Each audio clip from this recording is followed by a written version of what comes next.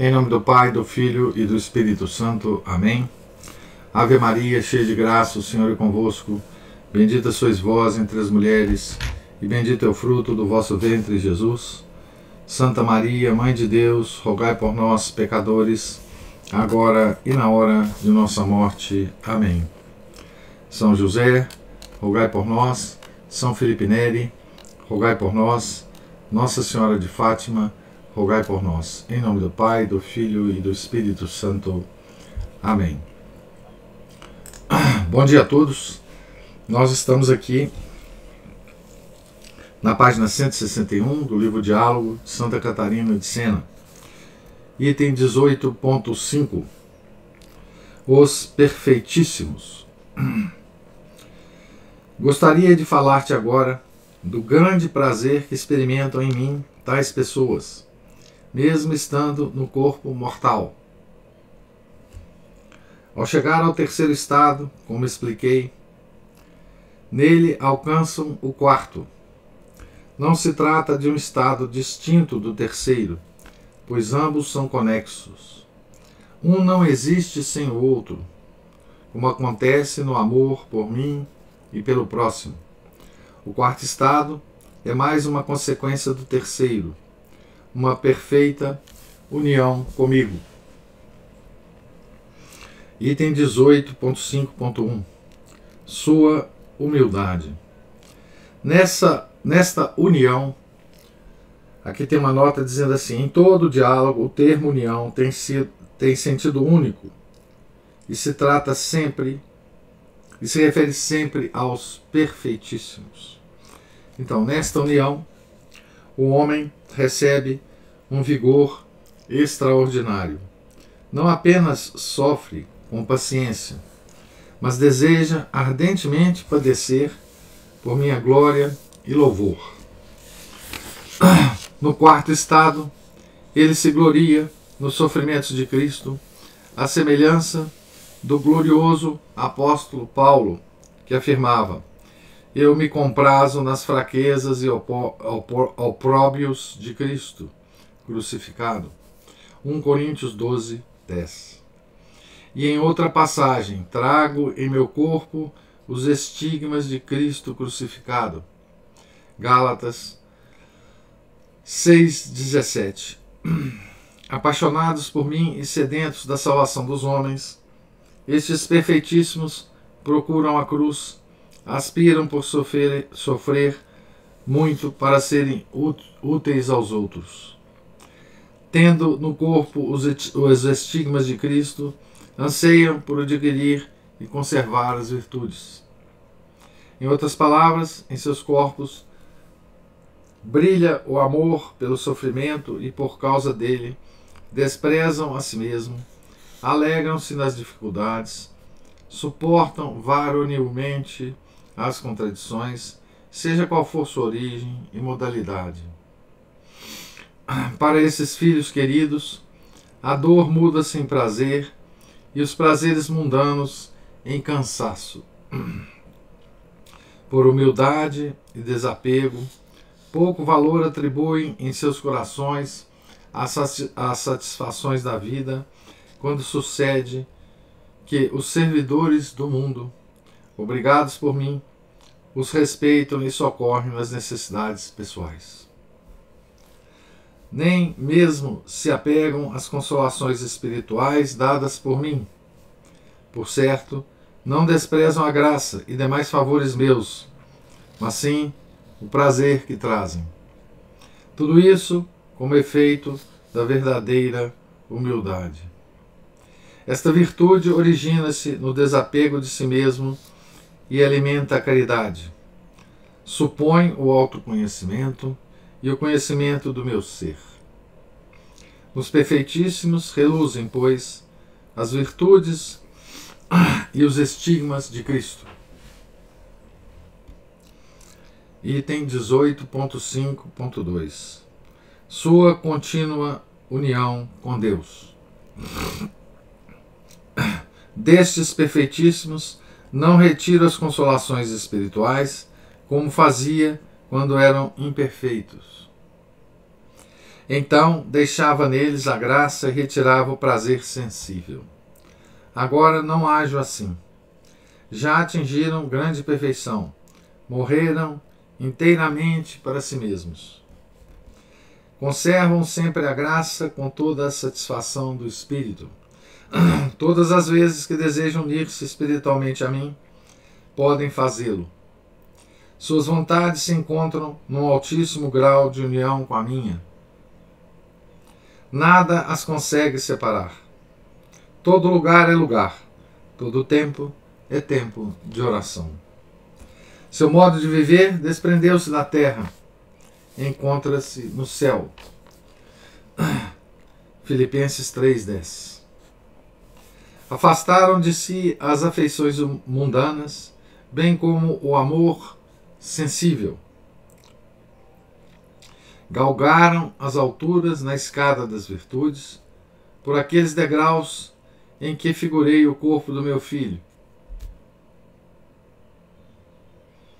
Aquelas degraus do pé, do costado e da boca, né?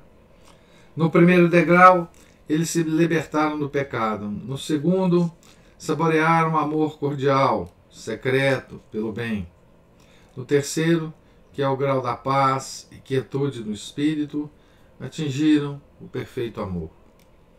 Neste último, repousam em minha verdade, descobrindo a mesa, o alimento e o servidor na mensagem de Cristo crucificado. Eu sou a mesa. O Verbo encarnado é o alimento. Seja porque nele esses meus filhos perfeitíssimos têm sede de almas, seja porque ele lhes foi dado como sustento. Em seu corpo e sangue, no sacramento eucarístico, recebe-se o perfeito Deus e o perfeito homem. Eu o dei para que vós, peregrinos e viandantes, não pareis de caminhar por fome, nem vos esqueçais do valor do sangue, derramado em vosso favor, com imenso amor. Dei-o, assim, para que sejais fortes e vossa caminhada seja feliz. Servidor é o Espírito Santo, que concede aos perfeitíssimos favores e graças. Este amável servidor traz e leva.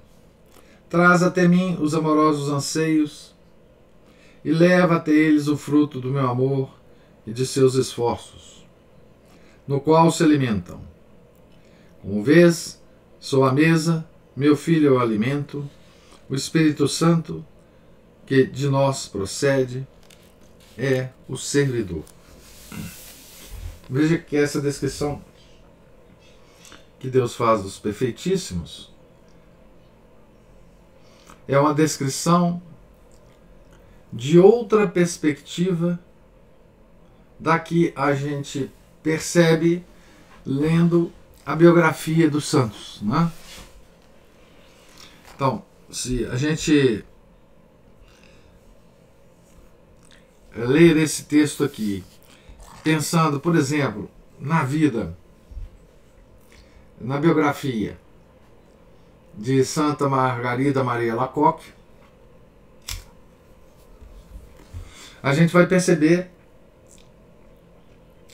tudo o que Deus fala aqui do ponto de vista externo, do ponto de vista do biógrafo, de quem conviveu com a Santa Margarida. Não é? Essa perspectiva de Deus é a perspectiva do outro lado do fenômeno. É a perspectiva de Deus Pai em relação à Santa. Por exemplo, Santa Margarida. Podia ser São Pedro de Alcântara, podia ser São Francisco Xavier, podia ser São Francisco de Sales, podia ser Santa Gema Galgani, São João Bosco, por aí vai, né? Então essa é as duas perspectivas, né? São as duas perspectivas que nós podemos ter do mesmo fenômeno, o fenômeno da santidade, da santidade perfeita aqui na Terra atingida por um homem pecador como nós, com o pecado original, com todas as circunstâncias da vida que nós temos na nossa vida, com todas as dificuldades, com todas as limitações pessoais, de circunstâncias, não é? Então é muito importante que a gente faça que a gente mantenha essa dupla visão, né? Dos santos, a visão de Deus, que agora nós estamos tendo, e a visão daquele que atingiu a perfeição, do lado de fora, né? 18.5.3 São sofredores e felizes. Essa é uma das contradições, paradoxos, não contradições, mais misteriosas da nossa religião, né?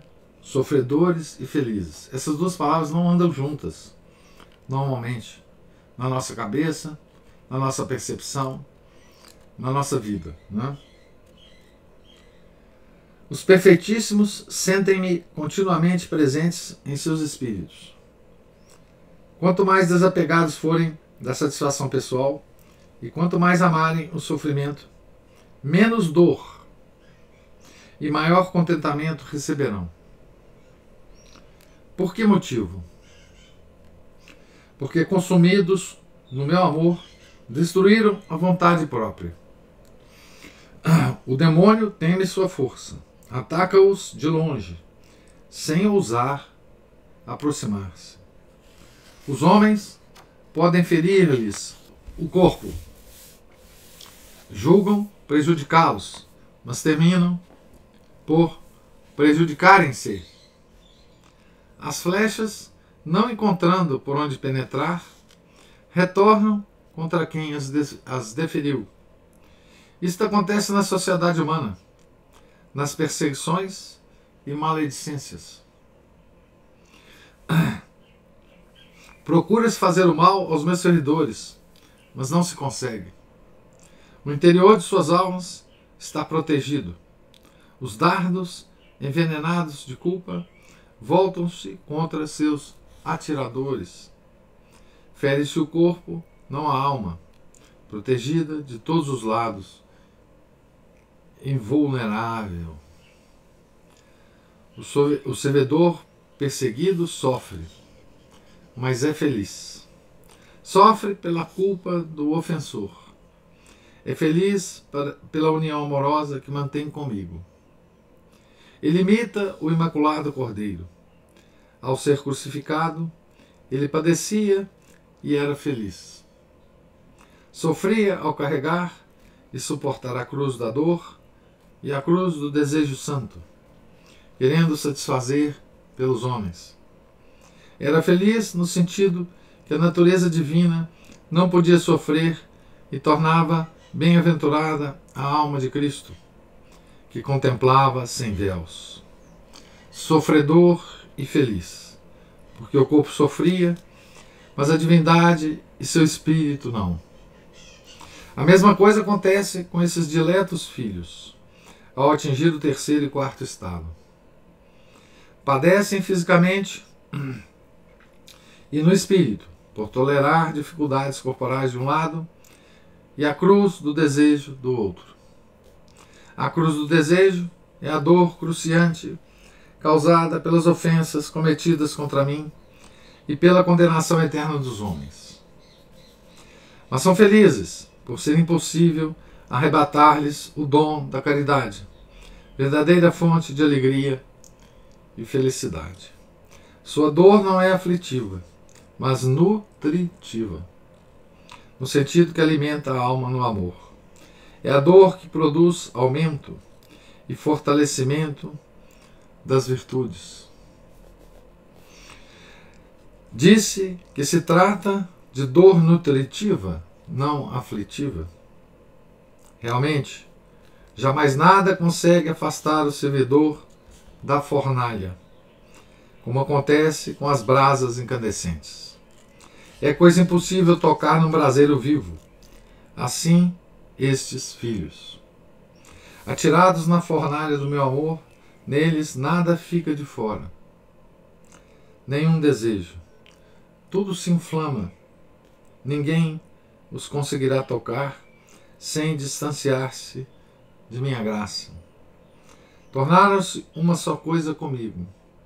Eu mesmo já não me afasto deles pela aridez. De novo ele dizendo, né? Fico continuamente presente em seus espíritos. Nos imperfeitos, vou e volto. Como já disse, retirando as consolações sensíveis. Faço isso para aperfeiçoá-los. Mas quando chegam à perfeição, paro com esse jogo de amor, esse ir e voltar. Chamo-o jogo de amor porque é por amor que retiro as consolações e as dou de novo. Na realidade, não que eu me retire e retorne, pois sou imutável.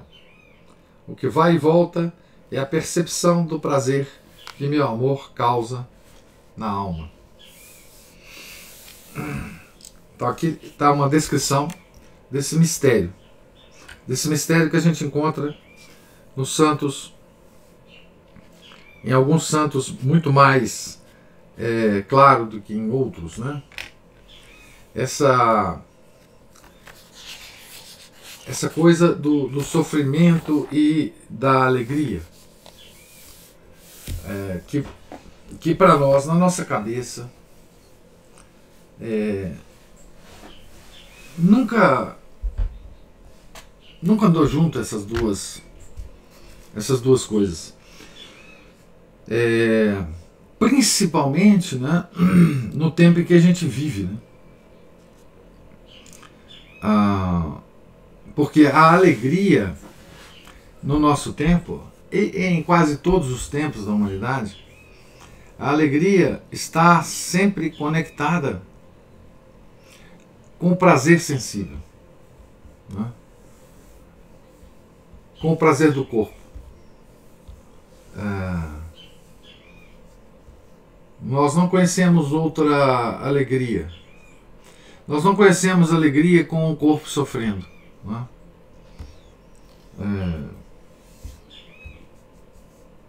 Na nossa cabeça, essas coisas estão intimamente relacionadas, não é?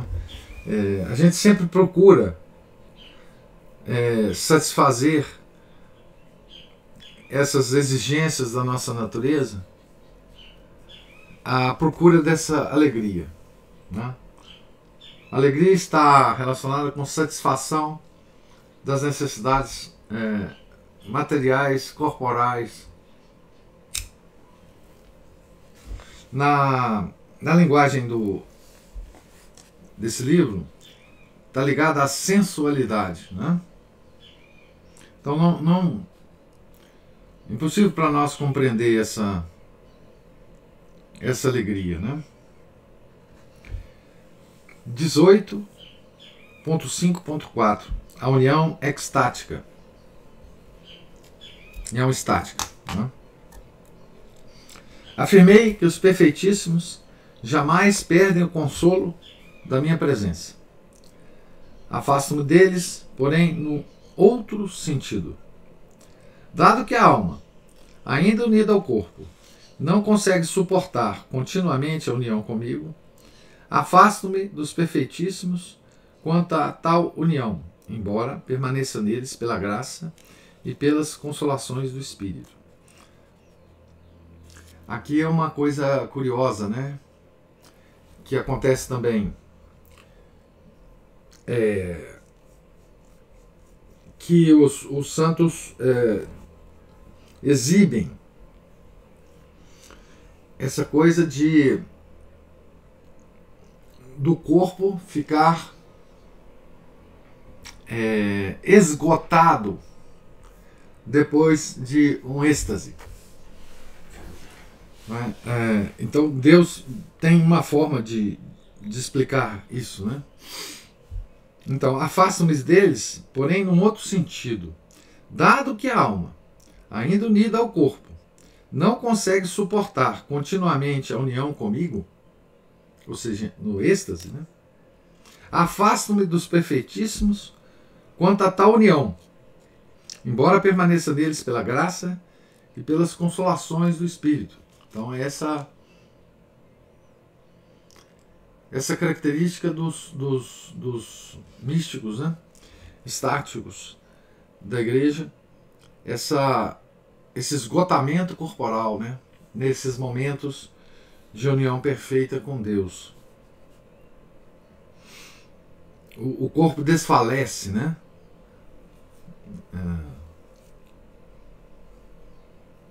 Impulsionado por grandes desejos de amar, o perfeitíssimo pratica as virtudes e caminha célere na mensagem de Cristo crucificado. Elevando-se espiritualmente, atinge na caminhada da ponte aquela porta que é Jesus. Inebria-se no sangue, arde no fogo da caridade, experimenta a minha própria divindade. Nesse oceano de paz realiza-se a união. Já não faz nenhum movimento fora de mim. Morando entre mortais, goza da felicidade dos bem-aventurados. No corpo, adquire a leveza dos espíritos angélicos. Frequentemente o corpo se eleva do chão pela força da união. Então, esses fenômenos de levitação, né? Torna-se leve. Seu peso natural permanece, mas a união da alma comigo fica mais profunda do que com o próprio corpo. Dessa forma, a força do espírito humano, unida a mim, eleva o corpo do chão.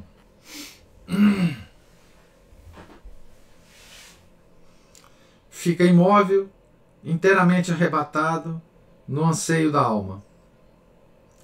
Algumas vezes chega-se a tal ponto, conforme algumas pessoas o disseram, que o corpo morreria se não lhes fossem dadas forças para sobreviver. Esse esgotamento total do corpo, né?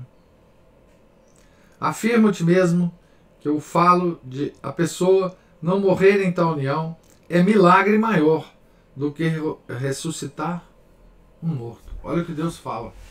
Coisa extraordinária. Então,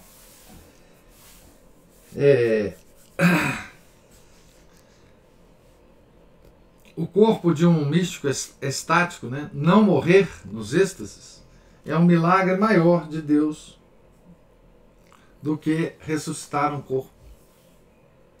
Porque para manter esse homem estático vivo,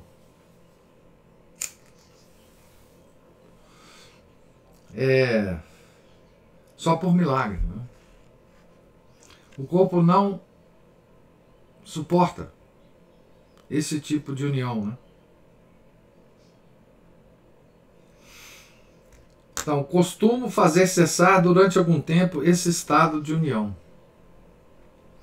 A alma como que retorna ao corpo e este readquire suas sensações, os sentidos físicos, né? Na realidade, a alma não estivera fora do corpo. A separação acontece unicamente por ocasião da morte. Foram as faculdades que ficaram alienadas devido ao ímpeto do amor. A memória de tudo se esquecera, menos de mim. A inteligência ganhara novas alturas na meditação sobre minha divindade. A vontade, nas pegadas da inteligência, unira-se ao objeto da inteligência. Durante a união estática, as faculdades fundem-se, imergem-se, inflamam-se em mim, enquanto o corpo perde suas sensações. Vendo a pessoa no êxtase, nada enxerga. Ouvindo, nada escuta. Falando, nada diz. A não ser que alguma vez eu permita que fale da abundância do coração, para desafogar-se e glorificar o meu nome. Tocando, a mão não sente. Movendo-se, os pés não caminham. Todos os membros ficam como que ligados pela corrente do amor. Tal situação dos sentidos é submetida à razão, que os congrega no amor do Espírito. Contrariando a própria tendência natural, os perfeitíssimos clamam diante de mim que os leve, que separe a alma do corpo. Dizem como São Paulo: infeliz de mim, quem me afastará deste corpo? Tenho em mim uma lei perversa que combate contra o Espírito. Romanos 7, 24. Também capítulo 23. Com tais palavras, Paulo não se referia propriamente a uma oposição entre a sensibilidade e o Espírito, pois eu o tranquilizara, afirmando-lhe: Paulo, basta-te a minha graça. 1 Coríntios 12, 9. Porque falava daquele modo então? Por sentir-se retido no corpo, impedido de ter minha visão até a morte. Seu olhar estava cerceado, impossibilitado de ver a Trindade eterna, na visão dos bem-aventurados, que me glorificam continuamente. Via-se Paulo entre os mortais que me ofendem, impedido de contemplar minha essência.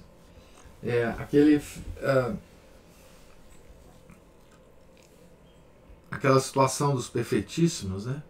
Que talvez seja a situação de maior sofrimento dessas pessoas, que é, tendo experimentado o céu várias vezes, continuamente, às vezes, ainda vivem na terra, né?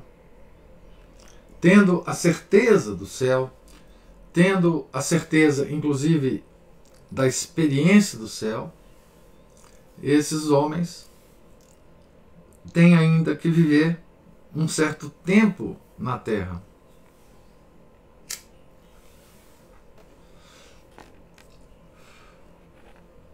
É isso que Paulo está falando aqui, né? E é isso que todos os estáticos falam, né? Realmente, bom, ele está falando aqui para Santa Catarina, né? E vocês imaginam que ele está falando aqui em êxtase. A Santa Catarina, ela conhecia muito bem todas essas questões, né, que Deus está falando. Conhecia por experiência, né? Como São Felipe Neri, como, enfim. Realmente, Paulo e todos os demais servidores meus veem-me e experimentam-me no amor da caridade. Isto lhes acontece de diversos modos, conforme o quero. Não veem, porém, minha essência.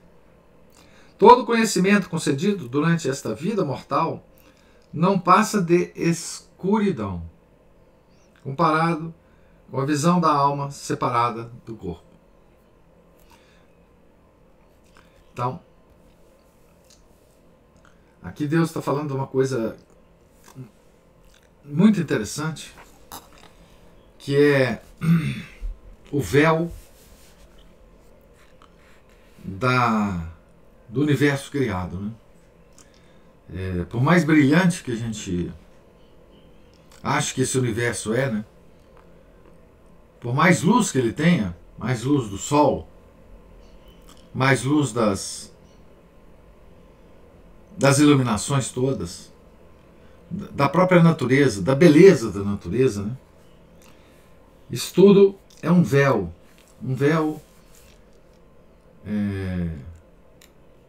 que nos impede de ver a verdadeira luz, né? Então, comparado com essa verdadeira luz, isto aqui que nós vivemos é escuridão, né? Todo conhecimento concedido durante essa vida mortal não passa de escuridão, comparado com a visão da alma separada do corpo. Quando a alma se separa do corpo, né? no momento da nossa morte. É aí que nós temos a capacidade de ver a luz, né? Isso é afirmado, puxa, em um montão de lugar, né? Os santos. O universo criado, a situação nossa aqui, comparado com a escuridão, né? Também é um mistério para nós, né? Porque os nossos sentidos não percebem essa escuridão, né? Nossos sentidos, os 5 sentidos, né? Esta a razão porque Paulo afirmava que a carne combate a visão do espírito. Queria ele dizer que a lentidão dos sentidos impede minha visão face a face. Parecia-lhe que a vontade não consegue amar quanto deseja, uma vez que todo amor é imperfeito antes de atingir sua plenitude. Lentidão dos sentidos físicos, né? Lentidão dos sentidos. O que foi dito não significa que se trate de um amor imperfeito, quanto à graça e à perfeição da caridade, seja em Paulo como nos meus servidores. Sob tal ponto de vista, era um amor perfeito, faltando-lhe apenas a saciedade total do céu. Eis o motivo da sua insatisfação. Não sofreria Paulo se os seus desejos estivessem saciados. Enquanto se acha no corpo, o amor humano não possui inteiramente o objeto amado. Por isso, sofre. Quando a alma se separar do corpo, seus desejos se cumprem e o sofrimento cessa. Sim, separada do corpo, a alma sentir-se-á realizada e sem fastio. Continuará desejando sem padecer falta alguma. Então estará repleta de minha verdade. Possuirá quanto deseja. Querendo ver-me, terá a visão da minha face. Querendo contemplar minha glória nos anjos e santos, ser-lhe-á mostrada. Terá um conhecimento perfeitíssimo, seja da minha glória nos bem-aventurados, seja em todas as criaturas da terra, pois todos os homens, queiram ou não, rendem-me glória. Pelo bem ou pelo mal, os homens sempre, toda a natureza, né? Todas as criaturas criadas por Deus rendem-lhe glória. A humanidade não me glorifica como deve, não me dedica um amor superior a todo outro amor. Assim mesmo, dela retiro o louvor que me é devido. Refulge nos homens minha misericórdia e minha caridade. Pois sou paciente, concedo-lhes tempo de viver. Não ordeno à terra que os devore quando pecadores. Pelo contrário, contemporizo, faço o solo produzir frutos, o sol iluminar e aquecer, o firmamento girar. Aqui ele fala do firmamento girar, né? Não da terra girar, né? Sou misericordioso para com todos os seres criados para o homem. Condenando o pecado, não privo os homens dos bens criados. Concedo-os ao justo e ao pecador. Mateus 5:45. Algumas vezes dou-os mais ao pecador e privo o justo de bens materiais, se o considero preparado para isso, na intenção de dar-lhe mais abundantemente os bens do céu. O exemplo disso na Bíblia é Jó, né?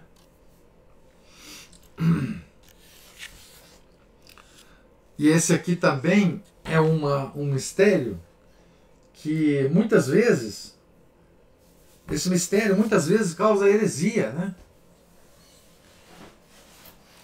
esse mistério do justo sofrer e do pecador estar abundante de bens materiais. Por que gera heresia, né? Porque os homens consideram isso uma injustiça de Deus. Como pode Jó, o justo Jó, santo Jó, sofrer, né? Perder tudo, perder a todas as riquezas, perder os filhos, né? E os pecadores terem bens materiais, nunca sofrerem nada, né? Nenhum tipo de... Nem no corpo, nem com a saúde, né? Como pode isso? Né? Então Deus fala algumas vezes: dou-os mais ao pecador e privo o justo de bens materiais, se o considero preparado para isso, na intenção de dar-lhe mais abundantemente os bens do céu. O amor misericordioso refugie nos meus servidores na hora das perseguições contra eles movidas pelos seguidores do mundo. Tais perseguições são oportunidades para que demonstrem amor e paciência. Perseguições contra eles movidas pelos seguidores do mundo. Então, veja que os amigos de Deus, os seguidores de Deus, são perseguidos pelo mundo. Não devemos ter surpresa aí, né? Com tudo que acontece hoje, né, no mundo. Não é surpresa, né? Deus sempre foi assim. Ao sofrer, eles me louvam com orações contínuas e humildes. Dessa forma, até os perseguidores, mesmo sem querer, rendem-me glória. Nesta vida, os maus fazem crescer a virtude dos bons. Assim como os demônios, no inferno, atuam minha ação justiceira sobre os condenados. Os perseguidores deste mundo promovem os bons.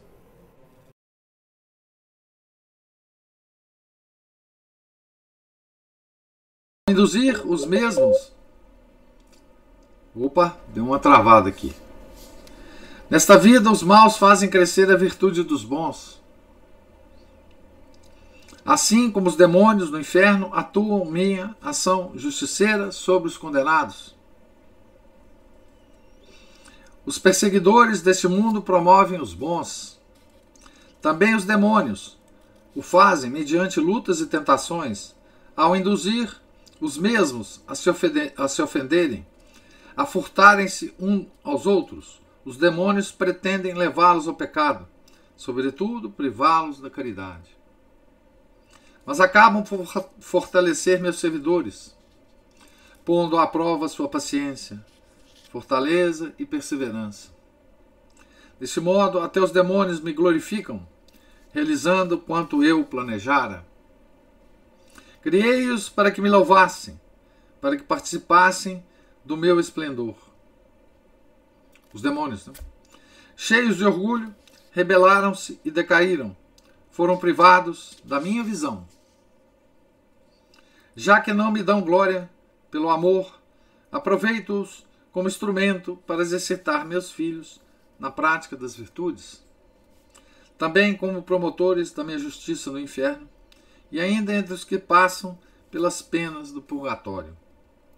Glorificam-me não como cidadãos do céu, privados que estão da vida eterna, mas como executores da justiça junto aos condenados no inferno e aos que estão no purgatório.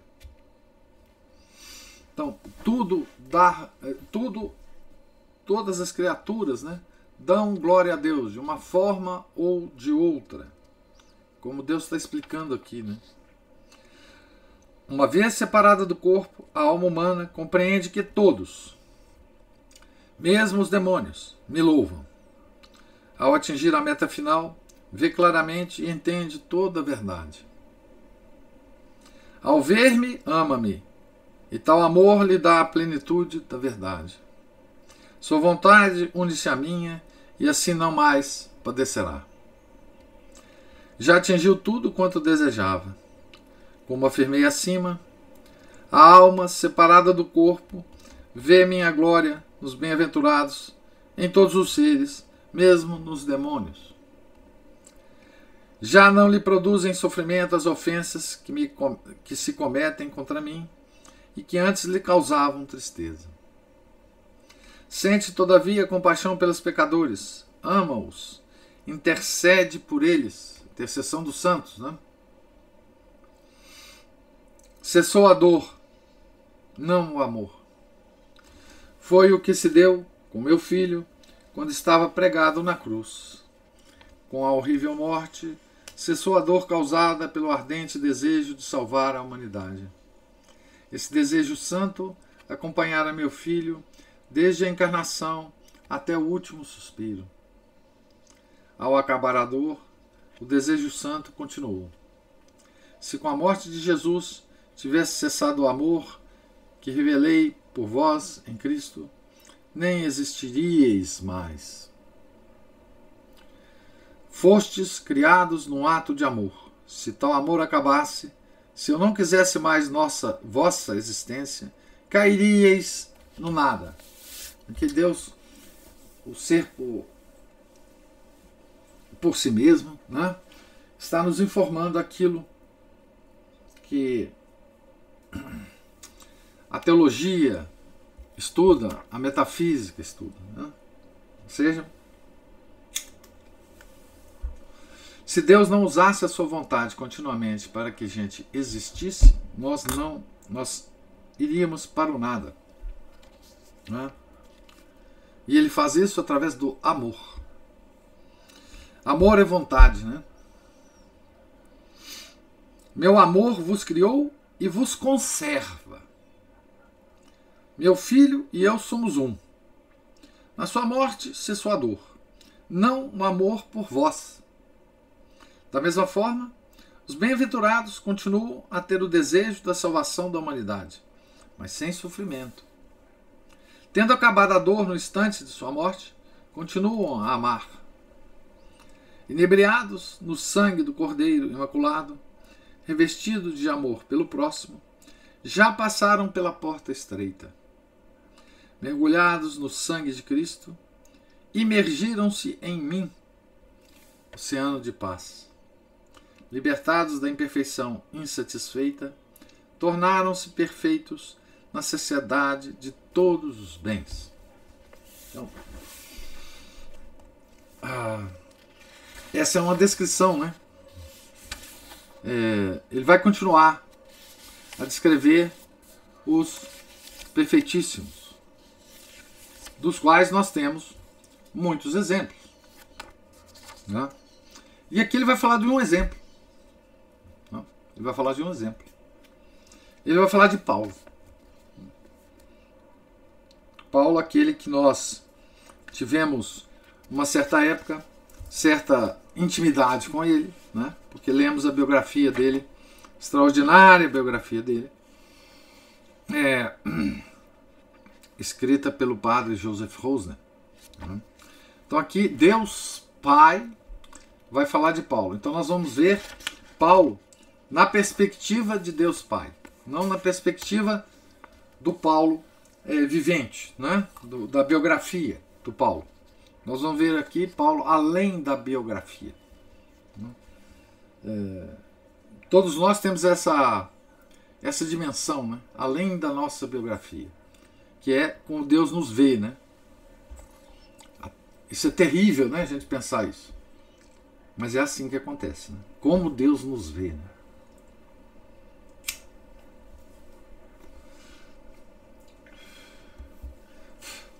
Dizem que São João Maria Vianney, né, conseguiu essa graça de Deus, né, de se ver como Deus o via, né? E a experiência não foi boa para São João Maria Vianney, né? Ele quando ele conseguiu essa visão, né, em êxtase, ele desmaiou e ficou desmaiado muito tempo, né? Tal foi a visão que ele teve da sua própria alma, de como ela era feia, né? Na visão de Deus. Estou falando de São João Maria Vianney, né? Imagina a nossa alma, né? Então, eu vou terminar aqui a leitura na página 169, né? E nós vamos ver aqui como que Deus via Paulo, né? Enfim, é uma biografia ao inverso aqui, né? É uma biografia elevada, como que Deus via esse ser aqui na Terra, né? A obra dele e toda a complexa constituição da personalidade de Paulo, né? Certo? Pois bem, pergunto agora se vocês têm alguma observação, alguma pergunta sobre a leitura de hoje. Professor, Sim. Quando eu vi esse subtítulo aqui, né, comecei a ler essa parte, eu pensei assim, nossa senhora, isso aqui vai ser só conhecimento agregado, porque não há como a gente experimentar nada disso aqui.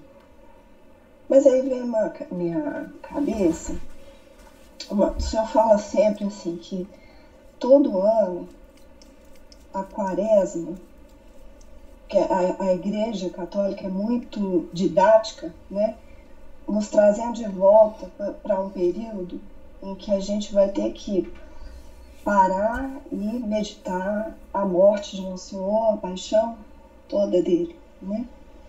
E que é um período, então, que a gente procura se recolher, rezar mais, fazer penitência, é um período mais assim, né? De introspecção, vamos dizer assim. Aí eu fiquei pensando, e o senhor sempre fala assim, que a gente deve aproveitar bem esse período, porque a gente não sabe se vai estar vivo na quaresma do ano que vem, né? Só que aí eu resolvi pensar o seguinte, eu resolvi pensar na quaresma do ano passado. E aí eu pensei o seguinte, quanto da quaresma do ano passado até esta que nós estamos agora, eu mudei. Mudei as minhas atitudes, porque as minhas atitudes são as minhas obras, né? A gente fala tanto, né? A igreja fala, a fé sem obras é morta, não é? Quanto eu mudei das minhas obras? E se eu mudei,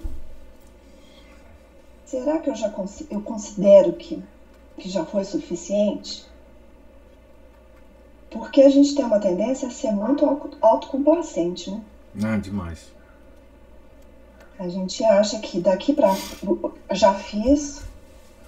Não, mas o que eu já fiz já deu. Já está satisfatório, né? E se acomodar com isso. Isso me veio por causa dessa questão, né, dos perfeitíssimos, né? Que a gente às vezes pensa que a gente... Nossa, eu nem ouso pensar em fazer parte desse grupo dos perfeitíssimos. Mas a gente está tão distante disso. Assim, é um pouco paradoxal, não sei se eu estou me fazendo entender, porque a gente tem que almejar melhorar, né? Então, eu acho que vai ser uma boa meditação para mim, sabe?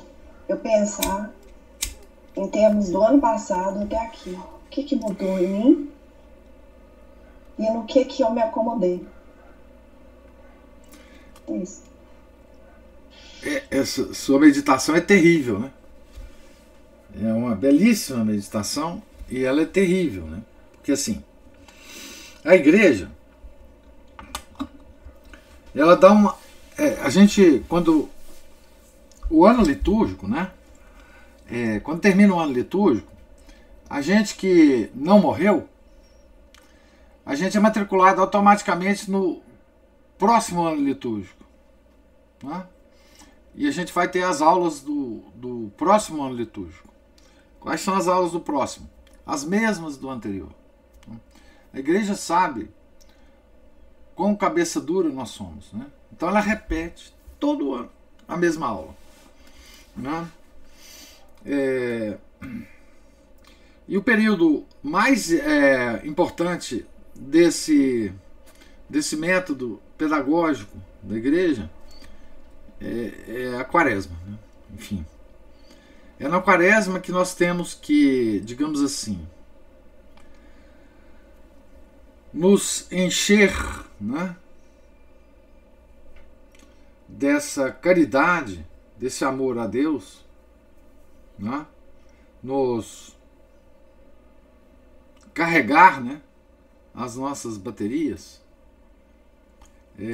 para viver o resto do ano litúrgico, né? E em relação aos perfeitíssimos, né, eu falo exatamente como, da mesma forma que eu falo quando a gente vai ler a vida de certos santos, né? Tem santos que nos ensinam coisas que a gente pode praticar na nossa vida, né? E tem santos que servem para nós como modelos, né? Não que uns são mais perfeitos do que os outros, não, mas porque eles exibem na sua vida uma faceta mais ligada a essas perfeições de Deus, né, do que outros, né? Então, não é perda de tempo, né, nós ouvimos falar dos perfeitíssimos, né, porque não que a gente almeje e não que a gente tenha possibilidade de atingir essa perfeição, mas é porque nós podemos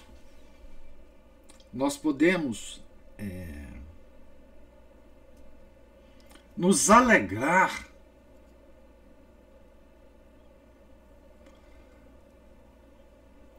com esse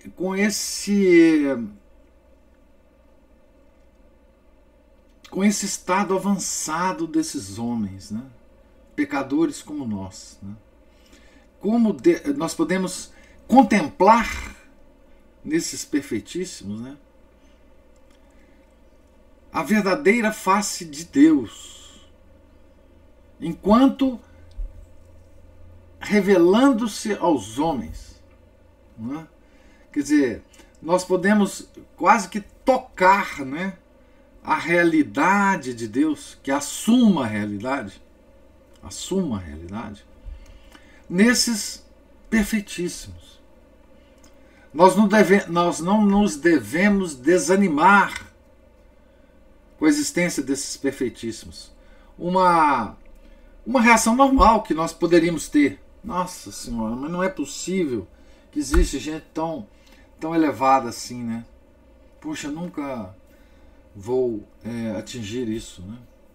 A gente deve se alegrar, né, que a glória de Deus brilhe tanto nesses homens. Porque Deus também usa esses perfeitíssimos como farol para nós. Como farol para nós. Quer dizer, toda a doutrina da igreja, toda a pedagogia da igreja, ela é concretizada nesses perfeitíssimos. Quer dizer, isso é como se a gente estivesse vendo, se nos é difícil ver, né, Deus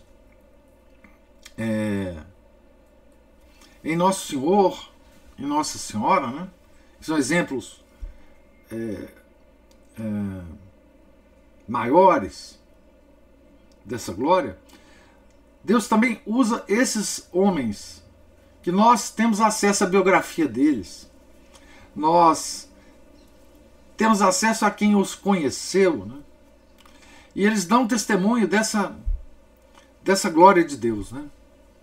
No seu mais alto grau, no grau mais alto possível a ser considerado do ponto de vista de nós que estamos aqui, né? Ainda nesse caminho, né? Os perfeitíssimos chegaram, e chegaram a esse caminho e ainda vivos, para nos dar o testemunho, né? Porque a gente pode muito bem imaginar os santos no céu, os perfeitíssimos no céu, mas esses são os perfeitíssimos na terra, enquanto ainda vivem. Como é a glória de Deus na terra? Não, a gente pode falar que a glória de Deus na terra pode ser vista pelo universo criado, como Paulo dizia, né?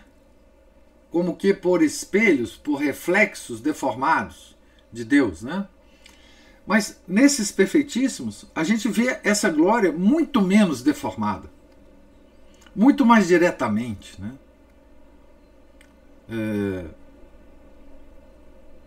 O reflexo da glória de Deus nesses perfeitíssimos é muito mais claro para nós, né? É muito mais clara para nós, né?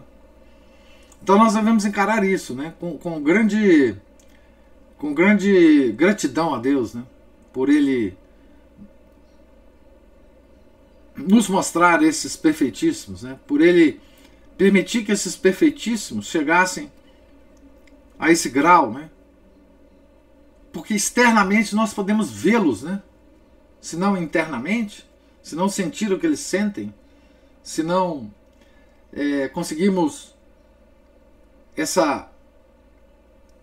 atingir esse paradoxo, né? De sofrimento e alegria, nós podemos ver pelo menos que eles atingiram, né? E nós podemos nos alegrar por isso, né? Mesmo que a gente não entenda direito, mesmo que a gente não consiga perceber todos os aspectos disso, né?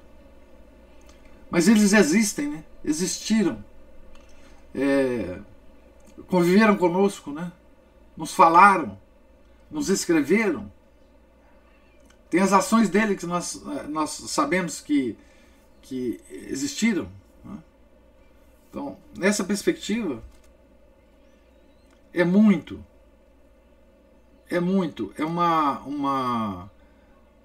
graça muito grande a gente saber desses homens, né?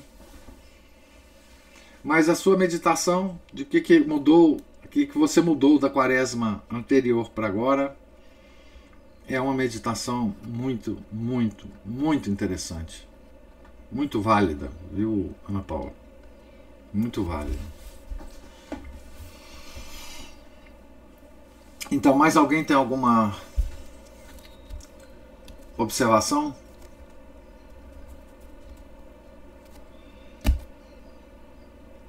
Então, Deus lhes pague